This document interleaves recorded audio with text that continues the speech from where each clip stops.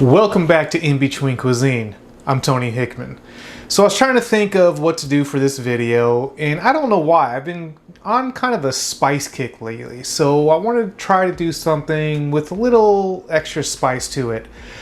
But let's take it a step further. Let's try to make something spicy that really doesn't traditionally come spicy. So what I had in mind, of course you guys know me, I always have a bottle of vodka here. So let's make a spicy sausage and penne pasta in a spicy creamy vodka sauce. Sounds good to me? Sound good to you? Let's give it a try. So the first thing we're going to do is some of our prep work. First we have our serrano peppers that I have left over from my other recipe. We're going to give these a rough chop. I'm going to go ahead and leave all of the veins and seeds inside them just to give it, just a little more extra spice. Go ahead and set that aside once done. Next, we're going to roughly chop our onion. You don't have to get this too small, again, because this is all going to go into a processor later. So don't spend too much time trying to get your vegetables cut too thin, because a processor will do a lot of that work for you. Next, we have our mushrooms. I'm going to use 5 mushrooms, and we're just going to go ahead and thinly slice them. If you don't like mushrooms, you can omit this part, of course. And next we have our tomatoes. Make sure you use a serrated knife with your tomatoes. Makes it so much easier. Otherwise, the tomatoes could get angry at you and fight back. Oh! Go ahead and put those into a large chop. Again, you don't have to have small pieces here just because we're going to use a food processor later on.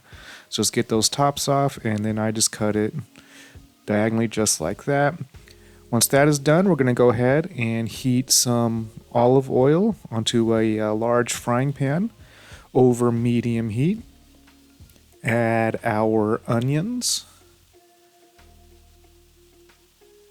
And we're going to go ahead and add our serrano peppers. Give this a good stir. So when you're sauteing your peppers and your onions, don't just throw it in and walk away. Make sure you get everything coated with the olive oil. That's the best way to do it. Make sure everything cooks down evenly. After those have been cooking for about 3 to 4 minutes, then we want to go ahead and add our crushed garlic, just because crushed garlic cooks so much faster than your onions and your peppers. You want to add that in later, or else it will get burned. Stir that in. And let that marry with the others. We're going to go ahead and start adding a little more spice. We have some crushed red pepper and just a hint of cayenne. Again, if you don't like this much spice, you could omit these ingredients and do it without the extra spice, and the recipe will still turn out great. We want to mix this together and make sure all those spices are covering as much of those onions as possible. Once they have sauteed for about another 60 seconds or so, we want to go ahead and add our tomatoes to the mix. And, of course, everybody, or at least my favorite ingredient, the vodka. So I probably used a little more than I should have, but hey, I like it, so why not? So most people put about 1/3 of a cup in there. I went ahead and put closer to like 2/3, maybe even a whole cup in there, and let that cook down. Again, no matter how much you put in there, the alcohol will burn off. So it doesn't technically matter just how much vodka flavor you like. But go ahead and get that coated and let that simmer down. And then once that's simmered for about 5 minutes, we're going to go ahead and add our tomato sauce and about 2 teaspoons worth of our balsamic vinegar. Don't go too heavy on that vinegar, then you're going to get too much of a vinegar taste. I made that mistake in one of my previous recipes. And then we're going to salt and pepper this to taste. I always like fresh ground black pepper. Just tastes so much better than the store-bought easy ready-made pepper. And of course, I typically always use kosher salt as well as my salt of choice. And we're just going to salt and pepper this to taste, give it a quick stir around, and then we're going to let this simmer for about 20 minutes or so.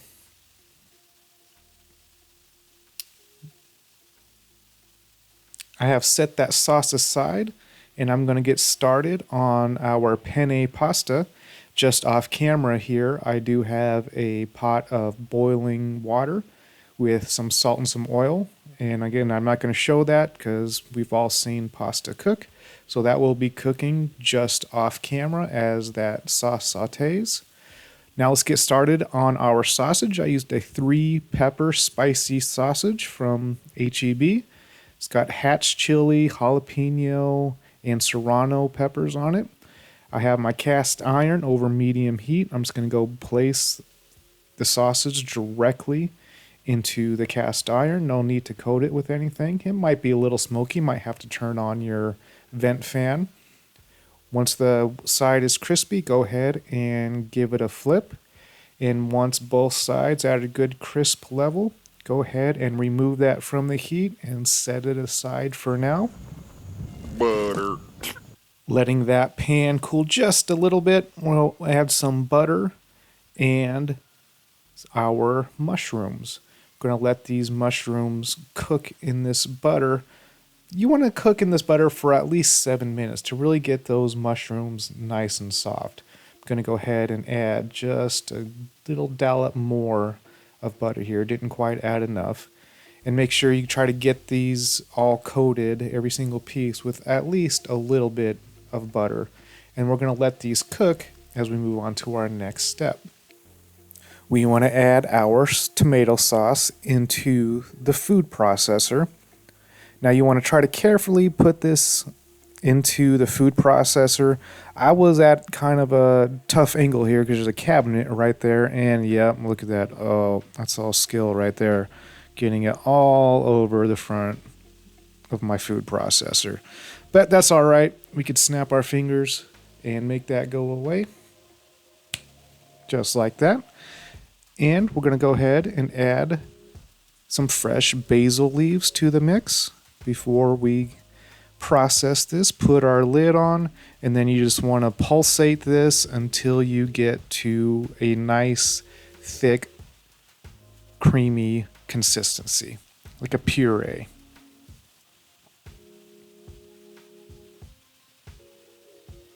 Once that is done, you want to go ahead and leave that in there just for now. And come back over to our sausage. We're going to try to cut this into even pieces. That way everything cooks evenly and everyone gets a good clean bite of the sausage. So we're just going to cut.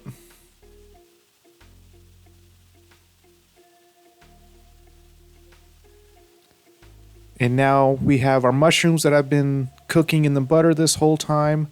We want to re-add our sausage to the mushrooms to let them cook just a little longer. I like my sausage crispy, so I'm going to leave them here in the pan just for about 3 to 4 minutes. And once that they get to the crispy consistency that I like, now it's time to add our puree that we made with that tomato sauce. Add that to the mix. And again, they're still under medium heat. And you're going to do it better than I did, which is not put the blade right into the sauce. So we're going to get that out of the way. And then we're going to give this a good stir. Get all that bubbling under control. And now here's where I kind of messed up. Here's where I should have added the half and half, but I did the noodles first. It's not a huge deal. It just makes it a little more difficult to stir in that half and half later, as you see. And I don't know why that whole thing just kind of clumped like that, but it did because I had oil on it, so it shouldn't have done that.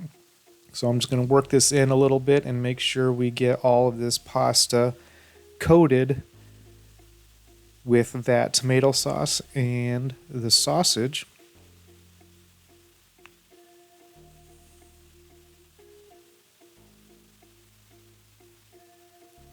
Once we have that down, we're going to add our half and half. Again, I should have done this one step earlier. It would have been a lot easier. But there's no takebacks on this show. I only buy enough ingredients to do one take, so we make do with what we got. So I'm going to go ahead and attempt to stir this all around. It's a little more than I thought, so I'm going to go add the whole thing of that half and half. You could use heavy whipping cream as well. Either one will work just fine. And then we're going to add some Parmesan cheese. And you should have added this after the half and half on the previous step as well. So that's what you guys are going to do. Don't do it like I did. It just makes extra work. Still came out good though. So we're going to stir in that cheese. I want it a little bit thicker, so I'm going to go ahead and add the rest of my cheese. And stir that in.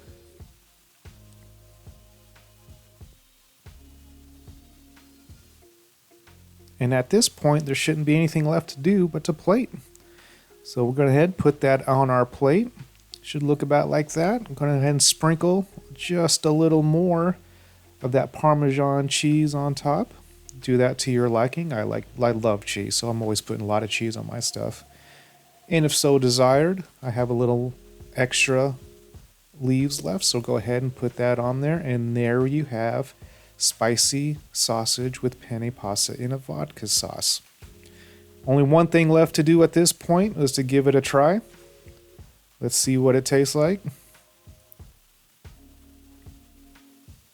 It was actually way better than I thought it was going to come out, just because I missed so much sauce on that, getting that sauce all over that place. So I thought it'd be a little thin, but it's actually just perfect. Actually had to go in for a second bite. The spice level was right on point, not crazy spicy, but just enough to let you know you're eating something spicy. And so there we have it. There's my version of a spicy sausage and spicy vodka sauce. So if spice isn't your thing, you could totally make this exact same recipe, just omit all the spices. Just omit the red chili flakes, the peppers, the cayenne, get a regular sausage instead of a 3-pepper sausage, and the flavor of just that with the vodka sauce is still excellent. In fact, if sometimes I don't want spicy, that's how I would make that dish. But just me, I felt like something spicy today. So don't let the spice discourage you. The recipe without all that additional spice is still amazing. So please, I encourage you to try it. Hey, if you haven't seen any of my other videos, click here or right there. If you haven't done it already, please subscribe below and leave a like. It really helps me out a lot, so I definitely appreciate it. If you have a dish you want me to try to cook, leave that in the comments as well. I'm Tony Hickman for In Between Cuisine. I'll see you guys next time.